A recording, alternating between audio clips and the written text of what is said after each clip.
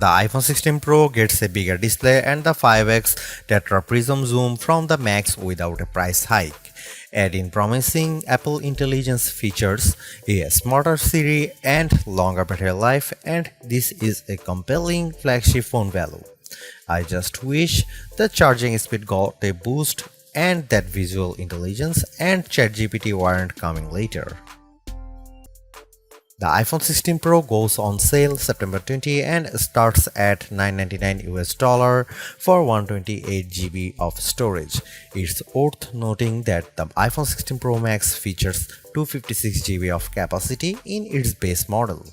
The good news is that you can get 256 GB of storage for $100 less than the iPhone 16 Pro Max, and you get the same max storage option of 1 TB for those willing to really splurge.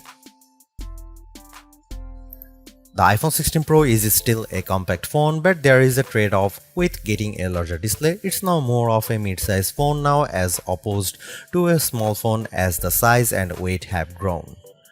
This handset measures 5.89 by 2.81 by 0.32 inches and weighs 7.03 ounces compared to 5.77 by 2.78 by 0.32 inches and 6.6 ounces for the iPhone 15 Pro. So the new iPhone is taller and wider and just as thin, but there's some more heft to it. The good news is that the iPhone 16 Pro is still easy to use with one hand as Apple made the bezels thinner. The design should be more durable too, as Apple claims that the ceramic shield display is 50% tougher. Plus, the band is still made of titanium, which is more durable than aluminum. The iPhone 16 Pro colors aren't very flashy compared to the regular iPhone 16. There's white titanium, black titanium, natural titanium, and the new desert titanium, which is like a soft rose gold. I prefer the desert hue because it looks new.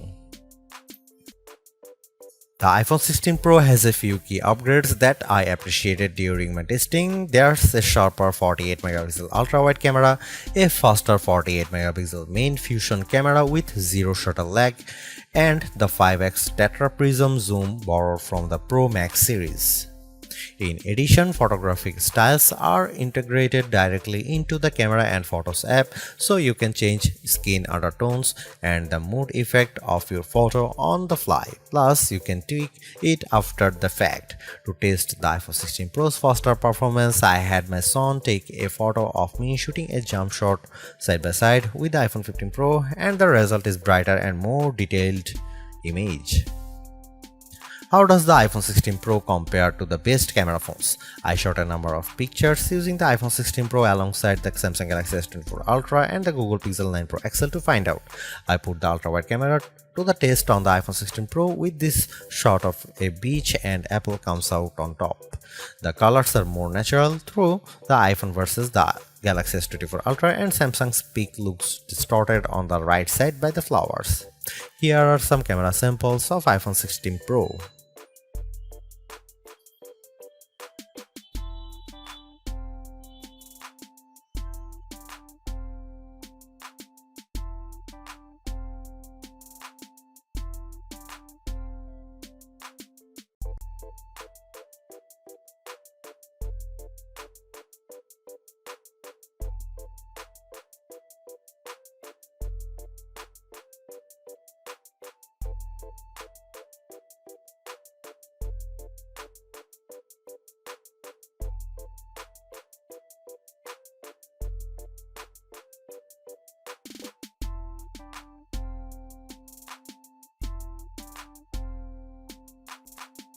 Overall, the iPhone 16 Pro is arguably the best flagship phone under $1,000.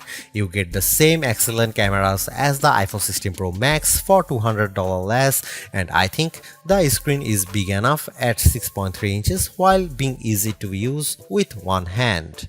I also like the improved battery life, handy camera control, and compelling audio mix feature for videos. The Apple Intelligence capabilities such as writing tools, the new Siri, and cleanup show promise, but some of the more exciting features like ChatGPT integration, image playground, and the Google Lens like visual intelligence are coming later. In terms of the competition, I think the Galaxy S24 Plus and Google Pixel 9 Pro have more compelling AI features right now, but I prefer the camera system from the iPhone in many cases and the extra performance from its A18 Pro chip. Should you upgrade to the iPhone 16 Pro?